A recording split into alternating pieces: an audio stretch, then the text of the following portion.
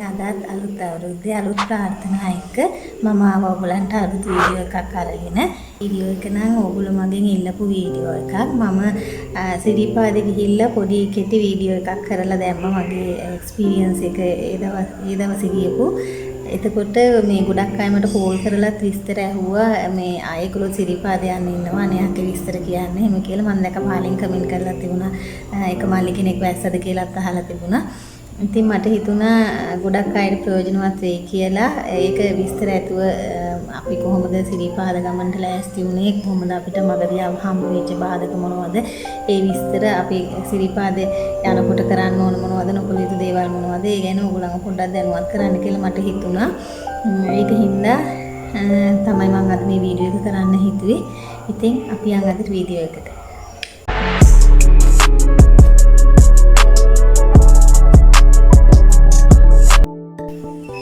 ඉතින් සිරිපාදේ කරුණා කරන්න හිතාගෙන ඉන්න කෙනෙක් නම් ඔයා ඒකට සුදුසු දවසක් තෝරගැනීම ඉතාමත්ම වැදගත්.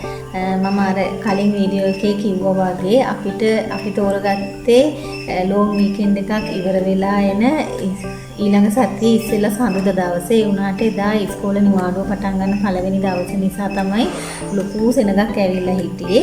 ඒ වුණාට අපි නැගලා බැහින්න උනේ අපිට අඟහරුවාදානේ. ඒ අඟහරුවාදා සෙනග හිටියේ නැහැ. අපි කාර් පාක් එකට එනකොට හවස 3:00 විතර වුණා. ඒ වෙනකොට දැන් එදාට නගින්න ඉන්න කට්ටිය එදා ඒ වෙනකොට ඇවිල්ලානේ. ඒ කාර් පාක් හොඳටම හිස් අපිට කලින් බහැපු කට්ටිය ගිහිල්ලා මේ නඩ පිටත් වෙලා තිබුණා ඒ වෙනකොට කාර් පාක් එක සම්පූර්ණයෙන්ම වගේ හිස් වෙලා තිබුණා. ඉතින් ඒ වගේ මැද දවසක් තෝරගන්නව නම් ගොඩක් සෙනග අඩුයි. අපි ගිය සැරවල දැම්මම මේ සැරේ කරුණා කරේ මගේ 4 වෙනි වතාව. ඒ කලින් සැරවල යනකොට අපි ඒ වගේ සතිය මැද දවසක් තමයි තෝරගෙන නිවාඩු දාගෙන එහෙම ගියේ. එතකොට අපිට ওই වගේ ලොකු සෙනගක තෙරපෙන්න හැම සිද්ධ වුණේ නෑ. මේ සැරේ තමයි මටත් ඒ පළවෙනිම අත්දැකීම උනේ ලොකු සෙනගක තෙරපි මේ ගියපු එක. ඇත්තටම මේ ඔගොල්ලෝ යනවා නම් මේ වගේ දැන් මේ දවස්වල ගොඩක් නිවාඩු නිසා මම දැක්කා නිවුස් වලටත් ගොඩක් කට්ටිය ට්‍රේන් එකේ එහෙම යනවා සිරිපාදේ. ඉතින් ගොඩක් සෙනග මැද්දේ තෙරපෙන්න හරි අමාරුයි. කිරි කෝඩ්ලට විශේෂයෙන් පොඩි කට්ටිය යනවා නම් අපි පොලිමේ ඉන්නකොටත් කිරි දරුවෝ අඬ හරි අමාරුවෙන් තමයි හිටියේ. ඉතින් ඒගොල්ලන්ට බඩගිනි වෙනවා. තව ඉතින් එක ප්‍රශ්න වලට මුහුණ දෙන්න වෙනවනේ. ඒ අතරේදී වැස්සක් වැස්සොත් එහෙම කොහොමත් එතන පොලිමේ ඉන්න අමාරුයි. පොලිම හෙලවෙන්නෙම නෑ ගොඩක් වෙලා යනකම්. ඒක නිසා මේ දවස ඕගොල්ලෝ වැදගත් මේ පහසු දවසක් තෝරගන්න. අනිත් එක ඒක අපි නවාතැන් තෝරගනිද්දිත් අපිට ඒක ටිකක් හිතන්න තිබුණා කියලා මට හිතුනේ. අපි නවතින බුක් කරන තැනක් හොයනකොට ඉරිදා සෙනග හිටියේ නෑ. ඉරිදා ගොඩක් තැන්වල මේ ඒ කියන්නේ හොලිඩේ රිසෝට් බුක් වෙලා තිබුණේ නැහැ. හැබැයි සමුදා බුක් වෙලා තිබුණා. ඒ වුණාට අපි ඒක එච්චර හිතුවේ නැහැ. අපි හිතන්නේ ඉතින් ඉරිදාටනේ ගොඩක් කට්ටිය සෙනසුරාදා ඉරිදා PH එක තිබුණේ සිකුරාදා ඒ දවස් තුනේනේ ගොඩක් කට්ටිය යන්නේ කියලා තමයි අපි හිතුවේ. ඒ වුණාට අපි ඒ ගත්ත තීරණේ වැරදි කියලා අපිට තේරුනේ මේ ඒ සඳුදා ඉස්කෝලේ නිවාඩුව පටන් ගන්න නිසා ඉස්කෝලේ ළමයි ගොඩාක් ඇවිල්ලා හිටලා ත්‍රිකෝණල ගොඩක් හිටියා. අර ඉදිකටු පානේ ගෙත්තම් කරනකොට ඒ ගෙත්තම් කරන්න ඉදිකටු අමුණ ගන්නත් බැරි තරමට එතන සෙනග හිටියා. ඉතින් ඒක නිසා අර සුදුසු දවසක් තෝරගැනීම ඉතාම වැදගත් කියලා මට හිතෙනවා. ඉතින් ඕගොල්ලොත් මේ සැරේ සිරිපා කරුණා කරන්න හිතාගෙන ඉන්නවා නම් ඒ වගේ ටිකක් ඒක ගැන අවධානය යොමු කරන්න කියලා මම හිතනවා හිම කරා නම් හොඳයි කියලා. ඊළඟට ඕගොල්ලෝ අවධානය යොමු කරන්න ඕන වැදගත් කාරණාවක් තමයි මේ බර සැහැල්ලු කරගෙන යන එක. මොකද මුලදී නම් අපිට එච්චරම හන්සියක් නැහැ. මුලදී ලොකු පඩි නැහැනේ නගින්න. ටිකක් ඈතින් වගේ තියෙන්නේ. අනිත් එකේ හරිය ගොඩාක් කඩ තියෙනවා. අපිට ඕනනම් තේ බීලා ගිමන් ඇරලා එහෙම යන්න පුළුවන්. නමුත් ටිකක් උඩට යනකොට මහගිරි දඹේ හරියට යනකොට කඩත් අඩුයි. පඩිත් ලොකුයි. ඒක ළඟ ලොකු පඩි පේලි තියෙනවා. ඉතින් එතකොට මේ මහන්සි දැනෙනවා වැඩි. ඉතින් ඒක නිසා දැන් ඔයගොල්ලෝ තමන්ගේ වාහනයක යනවා නම් වාහනේ බඩු තියලා අපිට අවශ්‍ය දේවල් ටික විතරක් ගෙන යන්න පුළුවන්. නමුත් ට්‍රේන් එකේ යන කෙනෙකුට නම් ඒගොල්ලෝ නවාතැන් පහසුකම් එහෙම ගන්නෙත් නැතුව අද සිරිපාදේ කරුණා කරලා හිට බහැලා ඊළඟ ට්‍රේන් එකේ එන්න හිමි හිතාගෙන ඉන්නවනම් එතකොට ගොඩක් ගමන් මළු අරගෙන යන්න අමාරුයිනේ. ඒ වුණාට සිරිපාදේ අර පටන් ගන්න හරියේ තියෙන ලොකු කඩපේලියක් ඔය ඕනමන්ස් ඔය එක දැන් අපි ගමනක් ගියාම සිහිවටන මොනවා හරි අරගෙන එනවනේ. ඒ වගේ තියෙන කඩපේලියක් තියෙනවා. ඉතින් ඒගොල්ලෝ බාර ගන්නවා ඒ බඩු මලු තියාගන්න. ඉතින් ඒක නිසා ඒ වගේ කඩේක තියලා යන්න පුළුවන්. අපි නම් ඉතින් වාහනේ ගිය නිසා අපි ඕන කරන බඩු ටික විතරයි අරගෙන ගියේ. ඒකෙදී හැබැයි මම පොඩි කට්ටියත් එක්ක යන නිසා මම පුරුද්දක් විදිහට මොනවා හරි කෑම අරගෙන යනවා. ඒගොල්ලන්ට මගදී අපි කඩෙන් කමු කියලා කතා වෙලා ගියා වුණාට මේ මම මොනවා හරි ගෙදරින් හදාගෙන යනවා. කියන්න බෑනේ. ඉතින් කඩ තියෙන්නත් පුළුවන් නැති වෙන්නත් පුළුවන්. අපිට අපි ළමයින්ට කන්න සුදුසු කෑම තියෙන්නත් පුළුවන් නැති වෙන්නත් පුළුවන්. ඕන දෙයකට ලෑස්ති වෙන්න කියලා මම කොයි එකටත් පාන් එහෙම හදාගෙන ගියා. බිස්කට් පැකට් එහෙම අරන් ගියා. වතුර බෝතල් Tamanට අවශ්‍ය පමණ අරගෙන යන්න ඕනේ. මොකද උඩට යනකොට ගොඩක් තිබහ හැදෙනවා. අනිත් එක පහුවෙනිදා අවුවේ බර සැහැල්ලු කරගෙන යන එකේදී තවත් වැදගත් දෙයක් තමයි අපි රැයට කාලා ගියා. වාහනේ ඉඳලම රැයට කාලා ගියා. මොකද එතකොට ඒ රැයට කන්න ගෙනියන කෑමත් වල බරත් අඩු වෙනවානේ. ඒක නිසා මේ වතුර බෝතල් ඉතින් ගොඩක් ගෙනියන්න ඕනේ. මොකද උඩට යනකොට ගොඩක් තිබහ හැදෙනවා. අනිත් එක පහුවෙනිදා උදේනේ බහින්න වෙන්නේ. එතකොට අවුව ගොඩාක් සැරයි. හොඳටම වතුර තිබහයි දාඩිය දාලා. ඉතින් ඒක නිසා හරි අමාරුයි. ඒක නිසා පොඩි කට්ටියත් එක්ක යනවා නම් අනිවාර්යයෙන්ම වතුර බෝතල් අරගෙන යන්න ඕනේ. අනිත් එක තමයි මේ මොනවා හරි අලුතරම බිස්කට් පැකට් එකක්වත් අරගෙන යන්න. මම නම් මේ පොඩි කට්ටියත් එක්ක යන නිසා ඒ කෑම ලෑස්ති කරගෙන පොඩි උණු වතුර බෝතලයකට එච්චර බර නැහැ. චූටි උණු වතුර බෝතලයකට තේකකුත් කොයි එකටත් කියලා දාගෙන ගියා. අපි මුල හරියේ නගිනකොට මගදී කෝපි එහෙම බීලා එහෙම කඩවල් වලින් එහෙම තමයි ගියේ. ඊට පස්සේ අර පොලිමේ ඉන්න වෙලාවේදී අර මම හදාගෙන ගිය පොඩි උණු වතුර බෝතලේ තේක ගොඩාක් පිට වුණා. ඉතින් එළි වෙනකම්ම අර පොලිමේ ඉන්න උනානේ. ඒ වෙලාවේදී ඉතින් ගොඩක් උදව්වක් වුණා අපිට.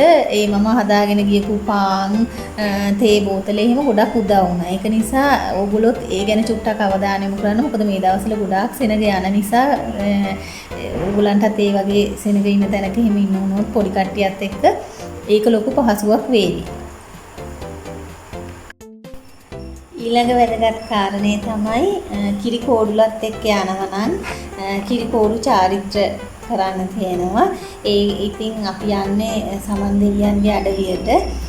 සමන් දෙවියන්ගේ කරුණාවෙන් තමයි අපි සිරිපා කරුණා කරලා බහින්න ඕනේ. අපි යන්න කලින් අරුතරම සතියක්වත් මාස් මාංශ වලින් වැළකීලා වෙජිටේරියන් වෙලා තමයි ඉන්න ඕනේ. ඉතින් කොහොමත් අපි ගමනක් යනවා නම් කලින් දවසේ අපේ ගමේ පන්සලට ගිහිල්ලා වැඳලා එහෙම යන්නේ. ඉතින් බෝධ පූජාවක් තියලා එහෙම යනවා නම් හොඳයි. ඉතින් ඊට පස්සේ සිරිපාදේ කරුණා කරන්න මම කියන්නේ 60 නල්ලතන්නේ පාරේ යන අයට 60 නල්ලතන්නේට ගියාට පස්සේ එතන තියෙනවා කාර් පාක් එකේ ගොඩක් වෙලෙන්දෝ එනවා. ඒ වාහනේ ළඟටත් එනවා මේ කිරි කෝඩු පැකට් කියලා රුපියල් 100ක් වගේ පොඩි මුදලක් තමයි උන්නේ. කිරි කෝඩු පැකට් කියලා ඒගොල්ලෝ විකුණනවා. ඒකේ තියෙනවා දැන් අපි කිරි කෝඩුලා යනවා නම් ඒගොල්ලන්ට ඉදිකටු පාන ගෙත්තම් කරන්න නූල් බෝලෙකුයි ඉදිකටුවකුයි මේ අපි සාමාන්‍යයෙන් අරගෙන යන්නේ. ඒකේ තියෙනවා නූල් බෝලෙකුයි ඉදිකටුවකුයි තව හැරමිටියක් කියලා එකක් තියෙනවා පොඩි නිකන් කම්බි දුරක් වගේ එකක්. ඒකත් අර ඉදිකටු පානේ එල්ලලා නූල් බෝලේ ඉදිකටුව යම්නලා ගෙත්තම් කරගෙන තමයි උඩට යන්න තියෙන්නේ. ඉතින් ඊළඟට ඕගොල්ලෝ සිරිපා කරුණා කරන්නේ කොයි වෙලාවෙද කියලා තීරණය කරගන්න ඕනේ කලින්ම. දැන් ඉර සේවයේ බලන්න එහෙම හිතාගෙන යනවා නම් රෑ තමයි කරුණා කරන්න ඕනේ. මොකද සිරිපා කරුණා කරන්න දැන් සෙනග හිටියේ නැත්තම් එක දිගට අපි ටික ටික ගිමන් ඇරෑර යනවා නම් පැය 5ක් 6ක් වගේ වෙලාවකදී අපිට උඩමළුවට යන්න පුළුවන්. අපි එක සැරයක් ගියේ රෑ 12:00 විතර තමයි සිරිපා කරුණා කරන්න පටන් ගත්තේ. හරියටම අපි පාන්දර 5:00 වෙනකොට උඩමළුවට ගියා. ඒ වෙලාවේදී අර හොඳටම මේ යන්තම් එළිය වැටිගෙන එන වගේ වෙලාව විදේශිකයෝ ගොඩාක් ඒ වෙලාවේදී ඇවිල්ලා හිටිය මේ මං කියන්නේ මේ මං ගිය සැරේක ගිය වෙලාවකදී ඒ ඉර සේවය බලන්න ඒ විදේශිකයෝ එහෙම හරි මේ කැමති ඉර සේවය ඒ නරඹන්නේ ඒක හරිම සුන්දර දර්ශනයක් ඇත්තටම. ඉතින් ඒක නිසා ඒ අපි නගින වෙලාව වෙනකොට විදේශිකයෝ අර පඩිපෙලේ උඩමළුවේ පඩිපෙලේ රොක් වෙලා හිටියා කැමරා එහෙම හරි ගස්සගෙන ඒගොල්ලන්ට ඒක වීඩියෝ කරන්න. ඉතින් අපි හිර සේවය බලන්න යනවා නම් කවුරු හරි ඒ වගේ රෑ කරුණා කරන එක තමයි සුදුසු. දවල් දැන් අපි ගිය දවසේ නම් එහෙම ලොකු හීතලක් තිබුණේ නැහැ. අපි මුලදී ඉඳලම ජර්සි ඇඳගෙන ගියා වුණාට මග යනකොට අපිට දාඩියයි හොඳටම අර නැගල මහන්සියටත් එක්ක දාඩියයි. ඊට පස්සේ අපි අර පොලිමේ හිර වෙලා ඉන්න වෙලාවේදී පොඩ්ඩක් අර හීතල හුලඟක් වගේ එක සැරයක් විතර ආව. එහෙම නැතුව ලොකු හීතලක් තිබුණෙත් නැහැ. එහෙම ජර්සි ඇඳගෙන තරම් මගදී අපි උඩ යනකොට උඩ මැද හරියට යනකොට වගේ ජර්සි ගලව ගත්ත දාඩියයි අර පොලිමේ හිටගෙන ඉන්නකොට. ඒක නිසා ඉතින් මේ ඒක ගැනත් ඕගොල්ලෝ අවධානය යොමු කරන්න. දවල් දවසේ ගොඩක් අවුව සැරයි. දැන් උදේට අර චුට්ටක් වැහි අඳුර වගේ තිබුණා වුණාට දවල් වෙද්දී 9-10 වෙනකොට ඉන්නම බෑ. හරිම අවුව සැරයි. ඉතින් දවල්ට සිරිපා කරුණා කරන්න හරි අමාරුයි. මහන්සි වැඩි. ඒක නිසා එක්ක හවස් වරුවේ නැත්තම් රෑ කරුණා කරන්න විදිහට ඕගොල්ලන්ගේ ගමන arrange කර ගන්නවා නම් තමයි හොඳ. ඉතින් මේ සැරේ සිරිපා කරුණා කරනකොට මම දැකපු දෙයක් තමයි ගොඩක් රෝගීන් ඉන්නවා නම් ඒ කියන්නේ ඔත්පල වෙච්ච අයම නෙමෙයි. ඔය heart patients ලට එහෙම ලොකු පඩි නගින්න අමාරුයි. ඒ කියන්නේ heart එකට ලොකු වෙසක් දරන දේවල් කරන්න අමාරු අයට එහෙම එතකොට ආතරයිටිස් එහෙම හැදිච්ච අයට ඔය කකුල වල ඔපරේෂන් කරපු අයට එහෙම සිරිපා කරුණා කරන්න අමාරුනේ ලොකු පඩි නැගගෙන යන්න. එතකොට ඒගොල්ලන්ට අර ස්ට්‍රෙචර්ස් වල තියාගෙන ඔය පූජාව තියෙන වෙලාවට එහෙම එක් කරගෙන ගිහිල්ලා ඒ ස්ට්‍රෙචර් එකෙන්ම ආයෙ පල්ලෙහාට එක් කරගෙන එනවා. එහෙම සර්විස් එකකුත් මේ සැරේ මම දැක්කා. ඒකට නම් ලොකු ගාණක් ගන්නවා ඇති. මං එක්කෙනෙක්ගෙන් අහුවාම නම් කිව්වා ඒගොල්ලෝ 50000ක් විතර කියලා. ඒක දන්නේ නැහැ. ඔයගොල්ලෝ එහෙම යන්න එහෙම බලාපොරොත්තුෙන් ඉන්නවනම් එහෙම හොයලා බලන්න ඒක. මම හරියට මේ විස්තර දන්නේ නැහැ. මම අපි ගිය දවසෙත් අපි එතන පොලිමේ ඉන්නකොට එහෙම රෝගීන් 6-7 දෙනෙක්ව එක් කරගෙන ගියා. මොකද අපි උදේ පාන්දර අර ඉරසේවි බලලා ඒගොල්ලෝ 6ට විතර පූජාවට කියලා වහලා අය 7:00ට තමයි හරිනවා කිව්වා. ඉතින් 6 ඉඳලා 7:00 වෙනකම් අර පඩියෙත් අපි නිකන් ඉන්න උනා එකම පඩියේ. ඉතින් එතකොට ළමයින්ට බඩගිනි වතුර තිබහයි. ඉතින් ඔය ගෙනිච්ච කෑම ඒව මේව කකා තමයි හිටියේ. ඒ වෙලාවේදී තමයි මම දැක්කේ අර ඒ ස්ට්‍රෙචර්ස් වල තියාගෙන ඒ රෝගීන් උඩට එක් කරගෙන යනවා. මේ පූජාව තියෙන වෙලාවට කියලා තමයි ඒගොල්ලෝ කිව්වේ. ඉතින් අද වීඩියෝ එක හොඳයි කියලා හිතෙනවා නම් මගේ channel එක subscribe කරන්න. යාළුවන්ටත් බලන්න වීඩියෝ එක share කරන්න. ඉතින් අදට ගිහිල්ලා එන්නම්. ආයෙත් දවසක මේ වගේම වීඩියෝ එකකින් හම්බ වෙමු.